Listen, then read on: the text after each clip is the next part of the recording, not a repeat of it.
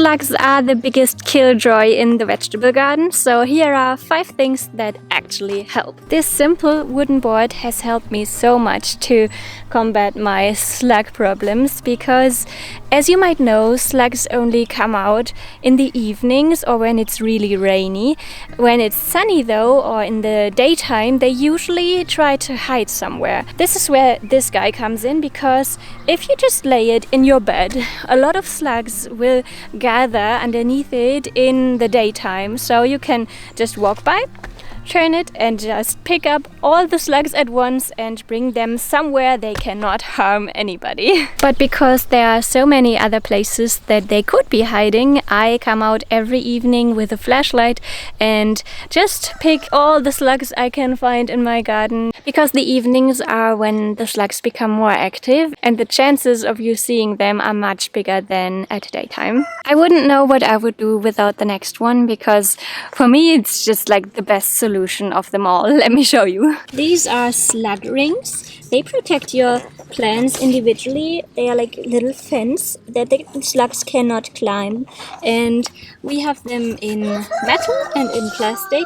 and I just love them. They seriously have never failed me, and yes, they are expensive, but once you have them and you buy good quality ones, you can use them over and over again. I've been using my plastic ones for over 6 years and they still look amazing. So get good quality ones if you want to buy them. You might have to be careful though once your plants are getting bigger, because sometimes the leaves are so big that they start touching the ground, and then there's a bridge that the slugs can use to get inside the slug ring, which is not funny, so be careful to remove all the leaves that touch the ground. Other things like mulch or weeds or sticks can also form these bridges, so be careful and look at your plants often to prevent the slugs from entering your slug rings. It's very important that you keep the lawn around your beds as short as possible,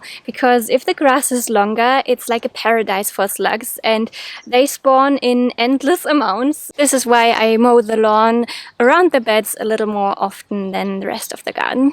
Do you see these guys? This is my vegetable garden and here is my chicken run. I fenced my vegetable garden so that my chickens can roam in the meadow right next to it. Because a lot of chickens actually love to eat slugs and their eggs, and if your chickens don't love it already, you can train them. You can just collect your slugs in the evening or underneath the slug board at daytime, and then you just put them inside your chicken feeder. This is how I trained all of my chickens to eat slugs when they are free ranging, which comes in very handy. And you can also get runner ducks.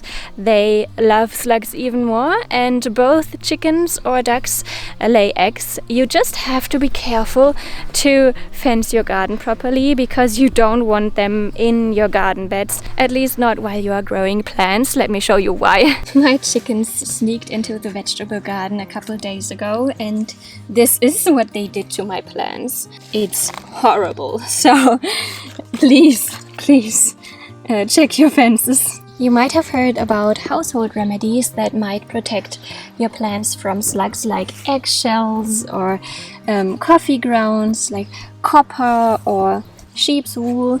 And because I am not sure which one of these are really working and which don't, we started this experiment. There are 6 slugs in here, and we will see what plant will survive and which they will eat first. And this will be my next video. I hope it will be up next week, so subscribe if you don't want to miss out.